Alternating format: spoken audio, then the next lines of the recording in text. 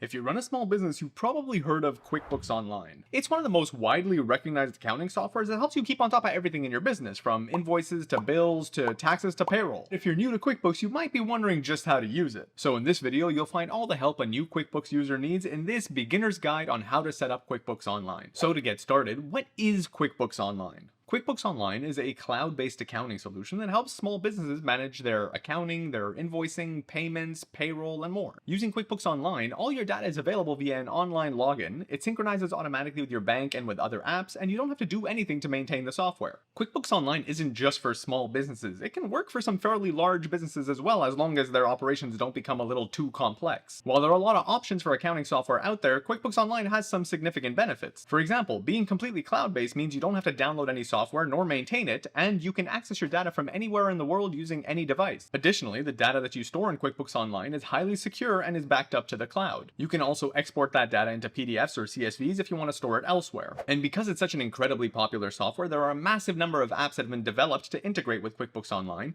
and because the software is cloud-based, you don't have to worry about any compatibility issues either. Now, before we go any further, it's important to note that this video tutorial is not sponsored by QuickBooks or Intuit. With all that being said, let's dive into getting you set up on QuickBooks Online. Alright, so once you actually go onto the quickbooks.intuit.com website, the first thing you'll see is usually they'll have some sort of offer available, so you can take advantage of that at the top. But if you scroll down a bit, you'll see the main plans that you're able to choose from. For many of you who are just getting started or who have very simple books, a lot of times Simple Start will be a great choice. If you're a contractor or a freelancer and most of your expenses are through your debit card or credit card, this will work perfectly. You may have to bump up to Essentials though if you have a little bit more complexity in your business. In particular, think about if you receive bills from your vendors that you then pay after 30 days. And also if you deal with multiple currencies, then you will need to go with Essentials. The sign-up process is pretty simple. So for example, we'll just hit this to go choose plan. Here they're going to try to sell you on payroll. So in our case, we're going to say continue without payroll. Here you just enter your basic information.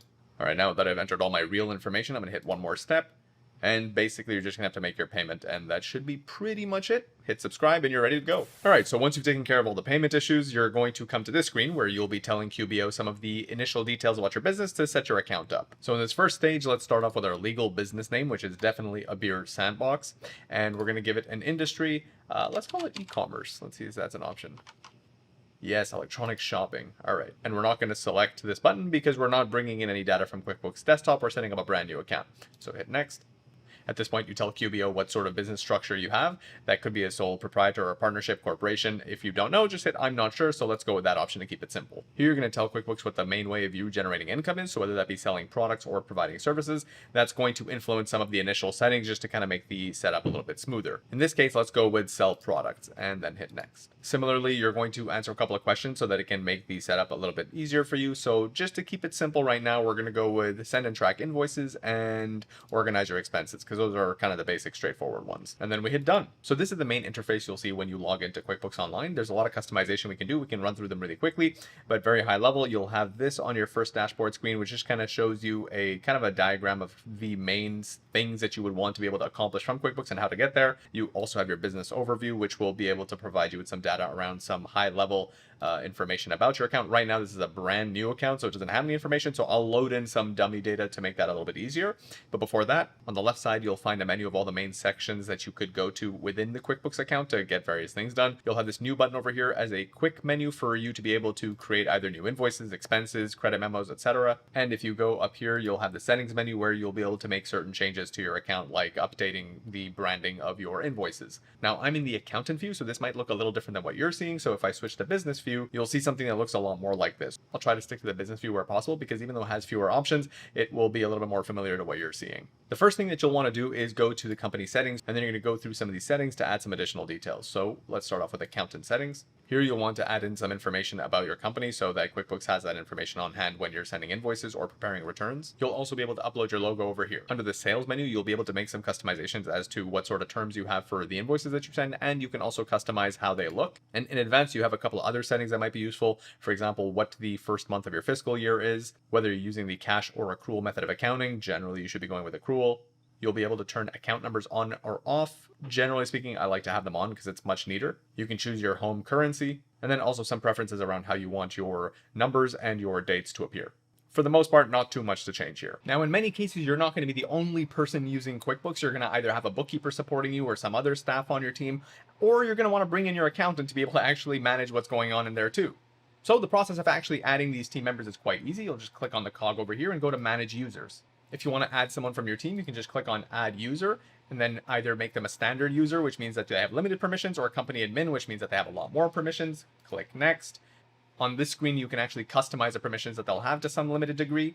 And on the next screen, you'll get a couple of other options to customize for their permissions. Lastly, you'll enter their contact information and then click save, and they'll be sent an invite. And if you want to invite your accounting firm, you'll go click on accounting firms and then go invite. And here, just fill in their contact information and they will be given accountant access.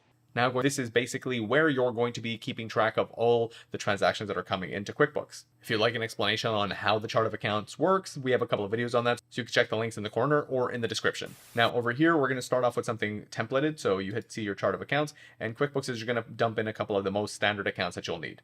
So at the very base, you're going to have a sales account and then some uncategorized accounts. At this stage, you have two options. You can either load up a chart of accounts that has a whole bunch of accounts that you'll probably need based on a template, or you can keep it simple and just add accounts as you actually need them. There is a certain logic to how chart of accounts should be set up, but to be honest, there's no absolute right answer. Generally speaking, you just want to group together groups of expenses that are worth identifying separately from the rest. So for example, I'd probably want to have a separate account to track my advertising expenses versus my rent. There are 5 main categories of accounts that exist in your chart of accounts. You have your assets, your liabilities, your equity, your revenue, and your expenses. Now, maybe you're happy with the default accounts that it'll give you, but if you want to make some changes to them, so for example, say I want to call sales something else, I can click over here, hit edit, and I can then call this instead, maybe I'll call it sales revenue.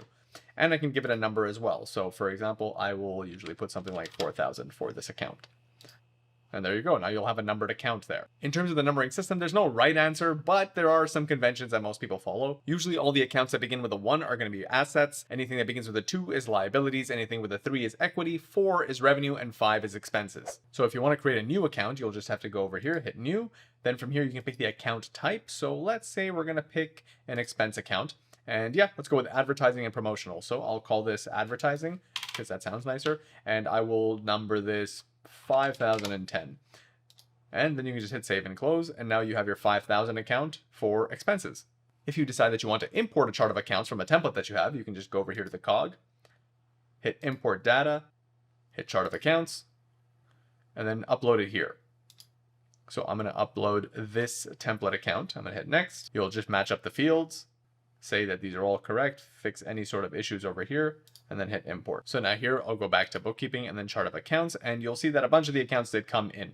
Keep in mind though, like I said, you don't have to have this perfect right off the bat. You'll be able to create accounts on the fly as you need them, so it's not really something to get too stressed out about. Great, so now that we've got our chart of accounts set up, we're going to move on to the banking section of QuickBooks, which is arguably one of the most important things, as this is where you're going to be able to categorize all the transactions that are going through your banks and your credit cards. So the first step here is that you're going to go to banking services and then link account. And over here, you're going to be able to connect any of the bank accounts or credit cards that you have. QuickBooks integrates with the vast majority of the banking that's available in the US, so there's a very good chance you'll actually find your provider here. Although to be honest, there are some instances in which they don't. And in those cases, you can still bring in your data manually. So in this case, I'm not going to connect any real bank account, but what I've already done is that I've created a GL account for a bank account and a credit card in QuickBooks, and I've imported a whole bunch of dummy data. So for now, let's pretend that we've already connected our bank because I have brought in some dummy data. So what we'll do is we'll go to bookkeeping and then transactions. And over here, you'll see the bank transaction screen. Now, as you can see, I have one bank account and I have a credit card as well. And then I have all the transactions that will be coming through. Under normal circumstances, this would be a more or less live feed of all the transactions that are actually going through your bank or credit card.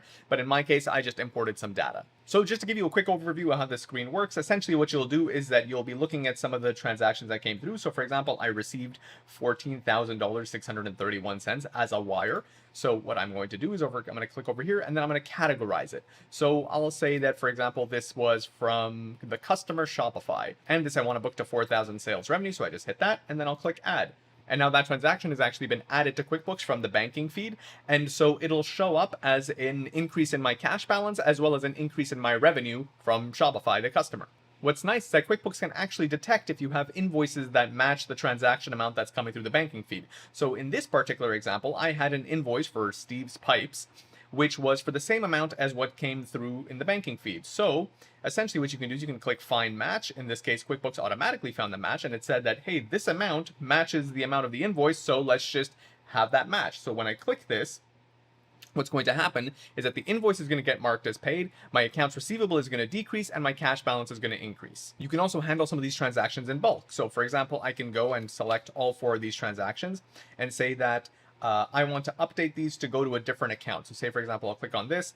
I will choose a payee of Shopify again, and I'm going to book it to, let's say, 4015 services this time. I click apply, and so all of these get updated. Now that's not what I want to do, so instead I'm going to go hit it to 4000, and I'll just book it to Shopify as well, and I can click apply, and then over here, I could have clicked apply and accept, but just to show you how, I can click accept over here. So now all of these will get taken care of together. If for some reason I feel like I made a mistake, I can just go to categorized, and I can go over here and I can undo any of these, so they will go back to the main screen over here for review, and I'll be able to treat them differently. And if you ever have data that came through here that might be an error, sometimes your banking feed will bring in duplicates. You can just select an item and say exclude. It'll go to the excluded screen over here, which means that it came through your banking feed, but it is not being booked into QuickBooks at all and will have no impact on your accounting. Just to continue with the example, I'll show you how the credit card screen works. So over here, I might have a bunch of transactions from Atlassian. Usually I like to do these in bulk. So for example, I'll sort by description, and I can just select all these and say, fine, these are all going to dues and subscriptions. I accept that, that is correct. And I can just have them booked. Now over here, what's going to happen is that QuickBooks is going to offer to create a rule. You can also go and create them manually, but basically the idea over here, you can tell QuickBooks that anytime you see a transaction come through the banking feed where the description from the bank is Atlassian, I always want to categorize that to dues and subscriptions. You can create a payee if necessary, you don't always have to. So you can create that rule, and that can substantially save your time. You want to go through this particular process of categorizing everything in your banking feed on a regular basis because it gives you an opportunity to keep an eye on what's going through your bank and your credit cards. And for most businesses, the vast majority of your transactions will be things that go through the bank or the credit card. So once you've cleared everything over here, you've done a big chunk of your bookkeeping. So a very important step in the bookkeeping process, other than actually categorizing your transactions, is going to be doing your monthly reconciliations. That just means making sure that all the transactions in your books match all the transactions in your bank account. This way there's nothing extra or nothing missing.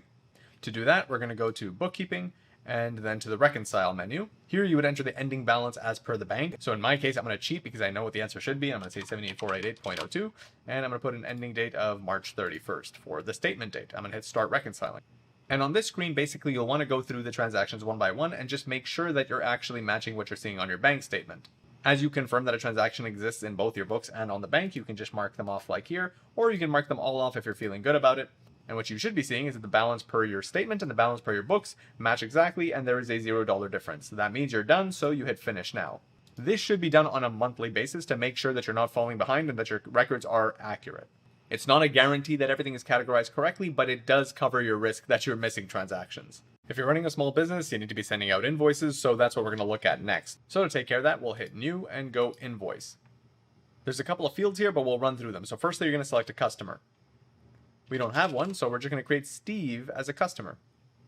Here you'll be asked some information. Let's just run through it and click Save just to have him in the system.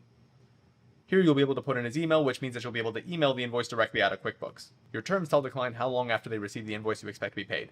Typically net 30 is a common one, but sometimes you can hit net 15, 60, or just say that it's immediate. Here you'll be able to say the product or service. Let's just say whatever's in there, sales. All right, I'm not going to create a new item right now. You can put in a description, so let's just call it consulting hours. Then you can put in your quantity, so say I did 5 hours, and I'm going to charge, I don't know, $3.50 an hour.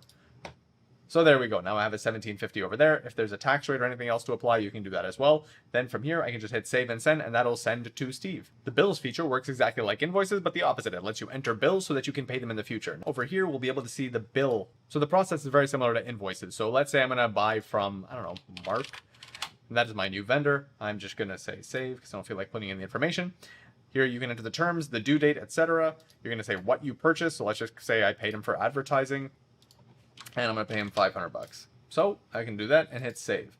Now under get paid and pay and then vendors, I'll be able to see Mark, or I can go to my bills, and here I'll be able to see all the bills that I have coming due. Similar to with the invoices, I can match these to payments that go through the bank account. The last thing we'll want to take a look at are the reports that are available in QuickBooks Online. So you're going to go over to Business Overview and then hit Reports. Now here you'll see a long list of all the different reports that you can look at, and you're able to star them so that they're available right at the top. A few of the important ones you want to pay attention to would be your balance sheet to see your cash balances, what sort of liabilities you have on your balance sheet, etc. Your accounts receivable aging summary is very useful to be able to keep track of all the invoices that you've sent out and identify which ones might be outstanding for a very long time. And then of course you have the profit and loss, which you can open up to be able to kind of get a sense of how things are looking over a specific period of time. Another thing to keep in mind is that QuickBooks comes with a lot of different apps that you can connect to. So if you go to the app screen over here, you can check those out. From expense management to cash flow forecasting to inventory management, there's a lot of apps here that can make your life much easier. You can browse the different categories of apps here, check out the reviews, or if you know what you're looking for, you can just search it in the search bar. There are obviously additional features in QuickBooks like your payroll, like taxes, inventory management, but we're not going to get into that for the scope of this video.